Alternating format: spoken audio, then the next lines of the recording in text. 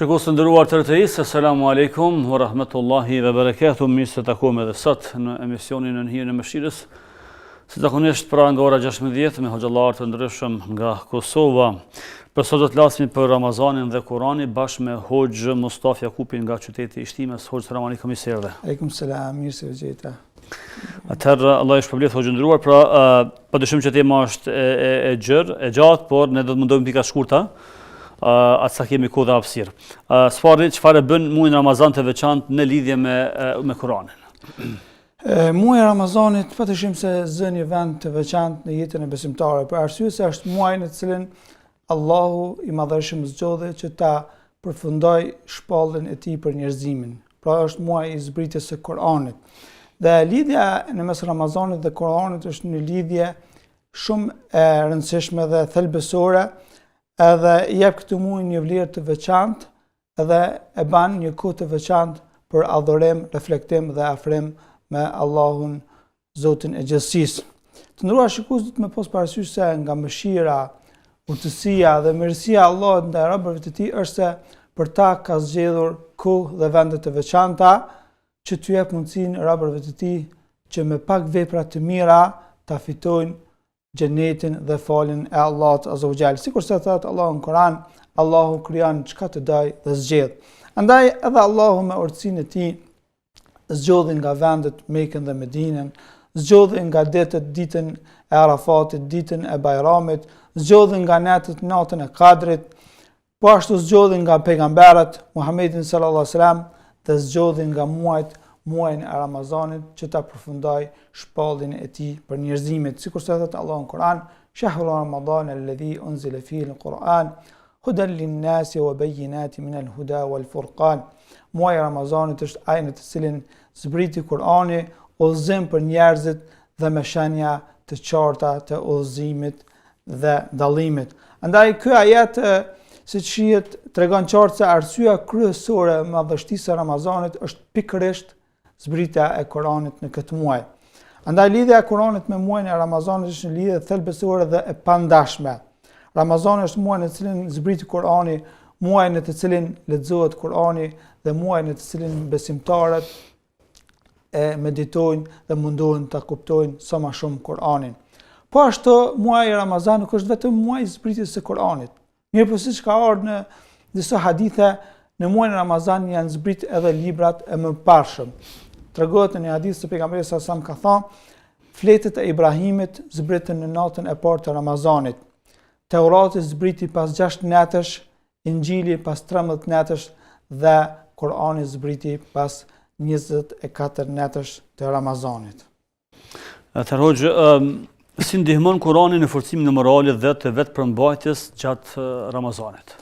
Padyshim se muaji i Ramazanit është një periudhë e edukimit shpirtëror dhe moral të besimtarit. Ndërsa burim kryesor i këtij edukimit tek muslimani kush është? Është Kur'ani.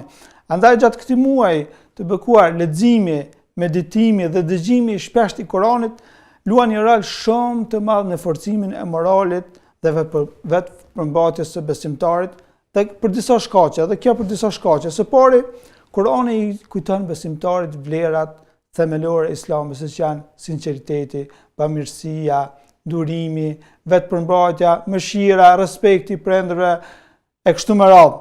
Kur këto mësime lexohen dhe përsëriten çdo ditë gjatë Ramazanit, ato patjetër se do të ndikojnë në sjelljen e besimtarit.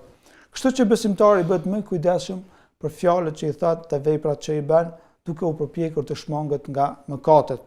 Gjithashtu Kur'ani edukon besimtarin të ketë ndërgjegje dhe ndjenjen e përgjegjësisë para Allahut. Ajetet që flasin për shpërblimin e veprave të mira dhe ndëshkimin e mëkatarëve dhe veprave të këqija e bëjnë besimtarin më të vetëdijshëm për pasojat e veprave të tij. Dhe kjo vetdije e ndihmon atë të ketë moral më të lartë dhe të jetë më i përmbajtur gjatë veprave që i bën.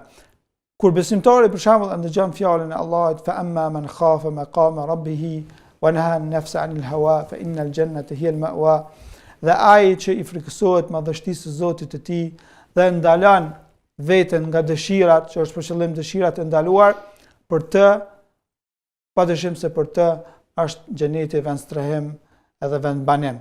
Kjo nxit besimtarin që ti më i kujdesshëm çka po vepron dhe mos ti bëj haramet. Për arsye se nëse do me fitu xhenetin, atëherë duhet mu largu prej harameve dhe me kontrollu efshin e tij. Po ashtu për shembull ku ta nxjerrëm fjalën e Allahut ma yalfidhu min qawlin illa ladayhi raqibun atid. Dhe për çdo fjalë që thot ka pranë vetes një mbikëqyrës të gatshëm që është për qëllim të gatshëm për ta shkruar çka ai thot. Andaj Ramazani është një mundësi shumë e madhe për ringjalljen e zemrave përmes Kuranit, sepse në këtë muaj zemrat janë më të buta dhe shpirtrat më të qetë. Po ashtu Kurani duhet pas parasysh se nuk lexohet vetëm për të fituar shpërblime. Kurani duhet të lexohet për të kuptuar edhe për të zbatuar në jetën tonë të përditshme, në sjelljen edhe në sjelljen të tjerët, në moralin tonë e kështu me radhë. Për më tepër leximi i Kuranit po ashtu ndikon edhe në qetësimin e zemrave, për arsye se Allahu na ka treguar në Kur'an se me të vërtet me përmendjen e Allahut qetësohen zemrat. Andaj agjëruesi kur ta lexon Kur'anin kjo ndikon që mu qetësoj zemra e tij dhe më lehtë me përballu vështirësitë e agjërimit, etjen, urin, pa ndonjë nervozizëm dhe zemrim të theksuar.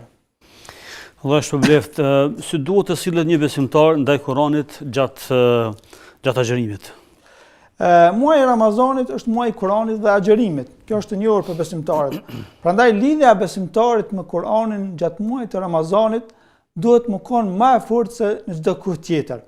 Dhe sjellja e duhur me Kuranin gjatë agjërimit është shenjë e respektit ndaj fjalës së Allahut, edhe njëherë është shenjë e përkushtimit të sinqert në adhurim.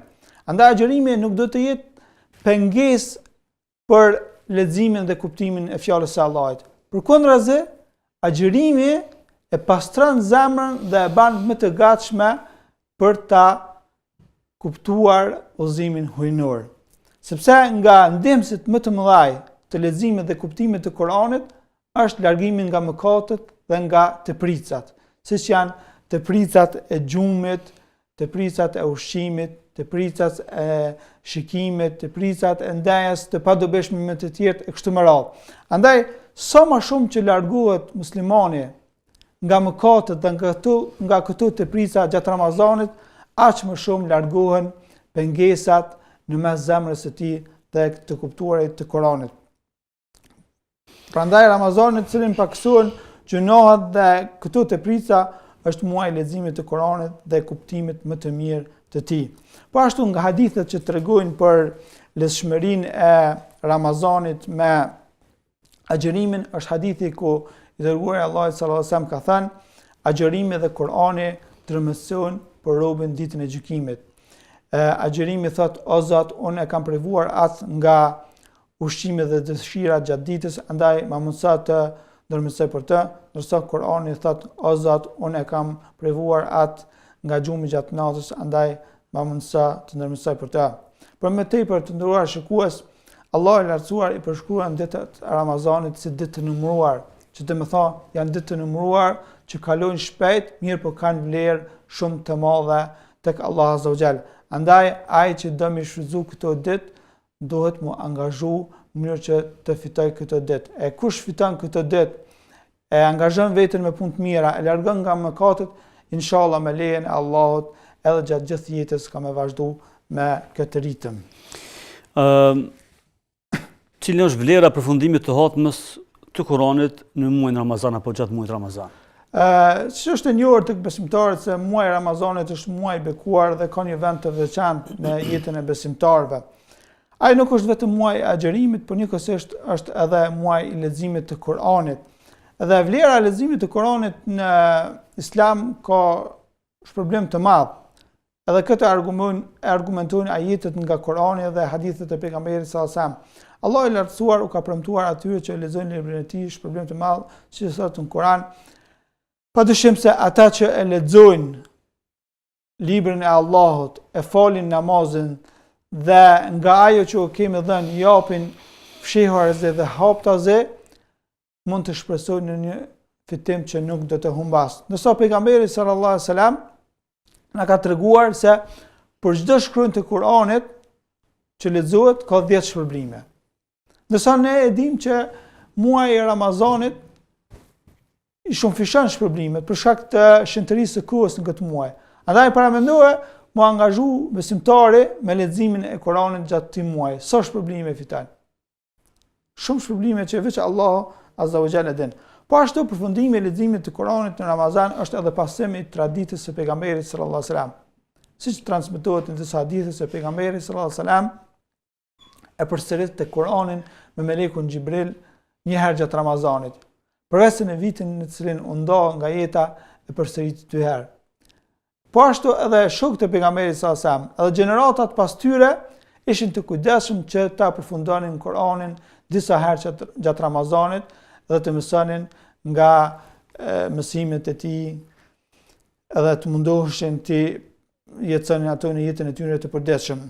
Një tjetër vlerë e rëndësishme e përfundimit apo hatmës siç njihet na të Kuranit gjatë Ramazanit është se përfundimi i gjithë Kuranit gjatë Ramazanit i mundson besimtarit të njihet me mesazhin e Allahut në tërësi. Se nëse ne për shembull e lexojmë pjesë, por nuk e lexojmë gjithë Kuranin, atëherë do të na ikin shumë prej mesazheve dhe mësimeve të Kuranit. Ndërsa ai besimtar që e lexon gjithë Kuranin, ai besimtar patjetër se do të njihet me gjitha mësimet, me gjitha mesazhet e Kuranit, do të njihet me halalin, me haramin, me tregimet e pejgamberëve të mëhershëm, e kjo do t'i mundsoj atina ta shtoj diturinë, ta shtoj imanin dhe të ketë bindje më të madhe në Allahun fuqiplot. Po hoxha ata që si veprojnë ata që nuk dinë të lexojnë Kuranin në gjuhën arabe, që është një pjesë kaq e madhe e tyre, atë lexojnë kuptimin e tij të përkthyer në gjuhën shqipe apo si veprojnë këtë rast? Po ato që i them më herët është për qëllim ata që e kuptojnë Kuranin në gjuhën arabe ashtu sikur se ka zbrit. Ndërsa ata që nuk kuptojnë në gjuhën arabe, në realitet do të më mundu që mi lexoj kuptimet e Kuranit edhe në gjuhën shqipe.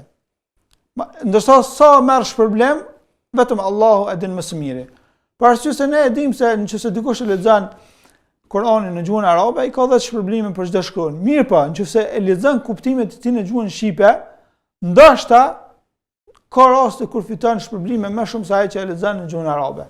Për shembull, e lexon një ajet, mirë po mediton shumë rreth atij ajeti, e përkujton xhenetin, e përkujton xhenemin dhe kjo bëhet shkak që ai mu largu prej gjunave, me bë vepra të mira, me pas frikë Allahun më shumë, atëherë ai fiton padyshim shpërblime të mëdha që vetë Zoti e din. Ndërsa nëse lexon gjuhën arabe, mirë por nuk i kupton mësimet e tina, nuk i kupton domethënien e tina, i ka humb shumë prej dobive të Kuranit edhe qëllimin për atë që është zbritur.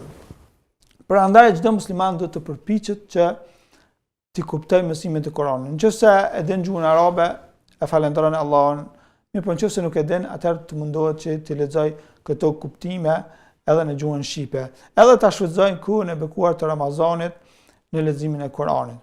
Sepse koha e Ramazanit është shumë e vlefshme. Andaj ai që ka plan me lexu Kuranin, me bëhat me disa herë gjatë Ramazanit, e ka të gatshëm të më thonë se çka më bë. Ndërsa ai që nuk e ka plan, ai ndoshta mund të veprojë vepra të tjera që nuk ia sjellin shpërblimet e leximit të Kuranit. Ndoshta kemi parasysh se besimtarët që angazhohen me kërkimin e rrezikut, ndonjëherë nuk kanë kohë të mjaftueshme me lexu Kuranin sa dohet. Mirë po ata duhet paktën vazhdimisht me majtë në lidhje me Kuranin, vazhdimisht me lexu një pjesë të Kuranit, edhe jashtë Ramazanit. Po kur vjen Ramazani, duhet me dallu. Duhet me dallu me diçka Ramazanin me më shumë leximit të Kuranit sa jashtë Ramazanit. Përndryshe nëse nuk e dallon, kjo është shenjë e dobësisë së imanit dhe moskujdesit për librin e Allahut. Por duhet të kemi parasysh se edhe pse na besimtarët lexojmë Kuranin Ramazan më shumë, dhe është normale, nuk do të thotë që jashtë Ramazanit mos më lexoj kurrë edhe me la në vitrinë edhe mos më prek derisa të vjen Ramazani i ardhshëm. Besimtari që do Kuranin, që do Allahun, nuk vepron kështu me librin e Allahut, por vazhdimisht lexon diçka rreth Kuranit edhe prej Kuranit, e normal që në Ramazan e shton më shumë Për në Ramazan është në dozën e leximit të Kuranit. Në këtë rast, çfarë është më mirë të veprojmë gjatë muajit të bekuar, muajit Ramazan? Leximi shumë të Kuranit apo leximi i pakët me përsiat e meditim? Do të thotë gjithë kanë këtë mundësi. Po, kjo është një pyetje që e bojnë shumë për besimtarët gjatë Ramazanit dhe kjo tregon interesimin e tyre për Kur'anin. Dietarët kanë dhënë përgjigje të ndryshme sa përket kësaj çështje varësisht prej personit që e lexon. Nëse personi që e lexon e kupton Kur'anin, atëherë mjafton që me lexu atë sa ka mundësi edhe sa e kupton atë që e lexon. Ndërsa ai që nuk ka kohë me lexu shumë, atëherë ai mjaftohet sa të ka mundësi. Ndërsa ai që ka kohë edhe nuk ka angazhime shumë të rëndësishme, ai do të me lexu sa më shumë, edhe normal duke u mundu që me lexu edhe diçka rreth komentimit të atij ajeti, në mënyrë që ta kuptoj edhe domethënien e tij. Ndërsa sa i përket hadithit se nuk e ka kuptuar Kur'anin ai që e lexon për më pak se 3 ditë, Ibn Rajebi thotë se ndalesa vlen në vazhdimsi gjatë gjithë vitit. Hadithi që thotë se nuk e ka kuptuar Kur'anin ai që e lexon për më pak se 3 ditë, shumë prej dietarëve mesin e tyre edhe Ibn Rajebi thotë se kjo ndalesë vlen për ata që e lexojnë Kur'anin kështu gjatë gjithë vitit. Ndërsa në kohë të veçanta, siç është koha e Ramazanit apo nata e Kadrit, apo në vende të shenjta siç është Mekë kur shkon dikush me bë umrën, atëherë kjo ndalesë nuk vlen për të, por i lejohet që ta lexoj më shumë se sa brenda 3 ditëve. Po ashtu do të ishte mirë që besimtari të ndjek 3 drejtime në lidhje me leximin e Kuranit. Kjo vlen gjatë Ramazanit, po edhe jashtë Ramazanit. Drejtimi i parë është që të lexon çdo ditë diçka prej Kuranit. Sot ja lejon kohë, sot ka kohë të lirë për me lexu. Ndërsa drejtimi i dytë është që të lexon më pak, mirë po t'ia shtoj kësaj leximin e komentimit të Kuranit, vënjes në punë asaj që lexon, reflektimin në jetën e tij të përditshme e kështu me radhë. Edhe ky lloj leximit mund të zgjasë ndoshta më shumë se një vit. Sepse merr kohë me lexu tefsir, komentimin e Kuranit, me shtin punë ato që lexon e kështu me radhë.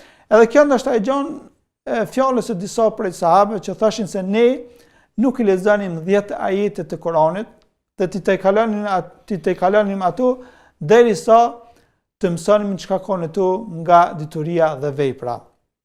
Ndërsa drejtimi i tretë që duhet ta ndjek besimtari në raportin e tij me Kur'anin është që përveç leximit të Kur'anit ta bën një orar ditor që edhe ta mësoj përsëmendsh, edhe ta përsëris atë çka ka mësuar. Për arsye se sa më shumë që të lidhet robi me fjalën e Allahut, sa më shumë që ta mëson edhe ta ka në mendin e tij, kjo i ndihmon në jetën e tij, i jep bereqet, i jep sukses dhe i ndihmon që të largohet prej punëve të këqija dhe të bëj punë të mira me shpresë që ta fitoj shpërblimin e Allahut, faljen e Allahut. Atëherë hoxh, përmes namazit të teravive, këtë rast forcimi dhe meditimi i Kuranit përmes këtij namazi, si mund të bëhet? Namazi teravi është një nga veçoritë më të bukura të muajit të Ramazanit. Ky namaz nuk është vetëm një adhurim i natës apo namaz natës, por njëherë është edhe një mundësi e mirë për të afruar më shumë me fjalën e Allahut dhe për ta medituar atë më shumë. Namazi teravive ofron një moment reflektimi ku besimtari mund të forcojë lidhjen e tij shpirtërore me Zotin e tij dhe të thellohet më shumë në kuptimin e ajeteve të Kuranit, sepse në këto namaze lexohet shumë Kur'an. Madje duket se namazi teravive u lehtësu domethënë që ta falin besimtarët gjatë Ramazanit, në mënyrë që ta ndëgjojnë besimtarët leximin e Kuranit me një rrecim të bukur ashtu sikurse ka zbritur, edhe ta ndjejnë kënaqësinë gjatë muajit të Ramazanit, kënaqësinë e leximit të Kuranit, kënaqësinë e ndëgjimit të Kuranit dhe kënaqësinë e Ramazanit në përgjithësi. Prandaj është e pëlqyeshme që imami të mundohet ta baj halt me Kur'anin gjatë Ramazanit. Normalisht në ato xhami që ka interesim për një veprim të tillë dhe e pranojnë xhamatin. Ndërsa në ato xhami që nuk plotësohen kushtet për me bë halt me imami, atëherë lexon sa t'u lehtësohet atij dhe xhamatit. Dhe në këtë aludon edhe veprimi i pejgamberit sallallahu alajhi wasallam, i cili siç transmetohet në disa hadithe, lexonte më shumë Kur'an gjatë namazit të natës në muajin e Ramazanit më shumë se sa në kohë tjera. Po ashtu dietarët kanë përmend se gjatë natës shqetësimet janë më të pakta në mendjen e njerëzit. Edhe kjo i mundson atina që të përkushtohet më shumë në kuptimet e asaj që ndëgjon. Edhe në këtë aludon edhe fjala e Allahut azza wa jalla në Kur'an ku thotë natyrisht adhurimi natës është më i fortë në ndikim dhe më i drejtë në shprehje. Kështu që namazi i taravives mund të thojmë se nuk është thjesht një namaz i natës, por një mundësi e mirë që besimtari të lidhet më shumë me Kur'anin, me fjalën e Allahut, të meditojë më shumë rreth Kur'anit dhe të ndjejë kënaqësinë e leximit të Kur'anit. E kjo ndodh sidomos në ato xhami që lexuesi është me zë të bukur. Në ato xhami besimtarët padyshim e ndjejnë kënaqësinë e namazit taravive. Dhe elhamdulillah e falenderojmë Allahun azza wa jall që kohëve të fundit edhe në vendin tonë ka disa xhamia ku bëhet hatme Kur'anit gjatë namazit taravive, edhe besimtarët tanë e shijojnë kënaqësinë e ndëgjimit të Kur'anit dhe kënaqësinë e faljes së namazit të taravive. Atëherë hoxha jemi pra këtë ka fundi, pyetja e fundit për këtë emision, për sot si ndikon përkushtimin ndaj Kur'anit në Ramazan në jetën e përditshme të besimtarit pas Ramazanit? Padyshim se muaji i Ramazanit është një shkollë e madhe shpirtërore dhe morale për çdo musliman. Në të shkollë besimtari forcon lidhjen e tij me Allahun përmes agjerimit, lutjes, leximit të Kuranit, faljes së namazit e kështu me radhë. Gjatë këtij muaji muslimani kushton më shumë kohë Kuranit, e lexon atë, fal namaz, dhe kjo është normale që besimtarët gjatë muajit të Ramazanit me shtu adhurimet, me ndjek kënaqësinë e adhurimit, mu largu prej mëkatit. Mirë, po sfida e vërtet fillon pas Ramazanit. Pas Ramazanit sa është në gjendje që besimtari ta vazhdon rrugën që ka ndjek gjatë Ramazanit. Normalisht jo me të njëjtin ritëm si në Ramazan, mirë, po të paktën të largohet nga mëkatet edhe të kryej obligimet kryesore që janë falja e namazit, nëse ka me dhënë zakatin e me shku në haxh po ashtu. E për të arritur këtë duhet angazhim i vazhdueshëm. Dietarët ka përmendur disa mënyra se si ndikon Kur'ani në jetën e besimtarit edhe pas Ramazanit. Së pari besimtari mund ta bëjë Kur'anin pjesë të përditshme të tij gjatë gjithë vitit, jo vetëm në Ramazan, duke lexuar çdo ditë disa faqe prej Kur'anit dhe duke u munduar që të praktikoj mesazhet që i lexon në jetën e tij të përditshme. Së dyti, kuptimi dhe meditimi i Kur'anit janë thelbësor për të bërë atë mënyrë jetese. Kur'ani nuk është vetëm për të lexuar dhe për të fituar shpërblimin e leximit, por të njëjtën kohë ka zbrit edhe për të kuptuar dhe për të jetësuar në jetën tonë të përditshme. Andaj besimtari që prezanton në ligjëratat rreth Kur'anit, e lexon komentimin e Kur'anit, kjo ndikon që ai më vazhdu mësimet edhe praktikimin e Kur'anit edhe jashtë Ramazanit. Së treti, zbatimi i mësimit të Kur'anit në jetën tonë të përditshme është prova më e madhe se Kur'ani është burim i moralit tonë. Kjo përfshin për shembull ndjeshmërinë, drejtsinë ndaj tjerëve, sjelljen e mirë me prindërit, mos bërja zullum ndaj tjerëve e kështu me radhë. Gjithashtu vazhdimi i adhurimeve që i kena bë gjatë Ramazanit, për shembull si namazi i rregullt, edhe lutjet që i kena bë, sidomos leximi i Kuranit gjatë namazit, kjo patjetër se do të më ndikojë që besimtari më vazhdu këto adhurime edhe jashtë Ramazanit. Edhe jashtë Ramazanit më vazhdu edhe me përmirësu jetën edhe moralin e tij edhe jashtë Ramazanit. Një tjetër mënyrë për ndikimin e Kuranit jashtë Ramazanit është edhe mësimi i Kuranit tjerëve, sidomos familjes dhe fëmijëve ose të afërme. Kur dikush ja mëson Kuranin tjerëve, kjo ndikon që të njëjtën kohë çato mësime që ja mëson tjerëve, ai mi praktikuar në jetën e tij të përditshme. Nëse dikush është i angazhuar vazhdimisht me mësimin e Kuranit tjerëve, kjo ndihmon që mu ka lidhur vazhdimisht me Kuranin, edhe mësimet që nxjerr prej Kuranit, atë çka kupton prej Kuranit, çka është halal, çka është haram, frika nga dënimi i Allahut, shpresa në shpërblimin e Allahut, gjitha këto mësime që ai vazhdimisht i përsërit duke mësuar Kur'anin të tjerëve, andaj ta bësh Kur'anin në mënyrë tjetër pas Ramazanit do të thotë të vazhdosh leximin e rregullt të tij dhe ta zbatosh atë në çdo aspekt të jetës. Ramazani është fillimi i kësaj rruge, ndërsa vazhdimësia e saj është shenjë e sinqeritetit dhe përkushtimit të besimtarit ndaj fjalës së Allahut. Ramazani e mëson besimtarin që Kur'ani të mos mbetet vetëm lexim sezonal, por udhëfys i përhershëm i jetës. E ata besimtarë që arrin ata besimtarë që arrin të ruajnë këtë lidhje edhe pas Ramazanit, përjetojnë Kur'anin si burim drite si udhëfys gjatë jetës së tyre dhe si forcë morale në çdo aspekt të jetës së tyre.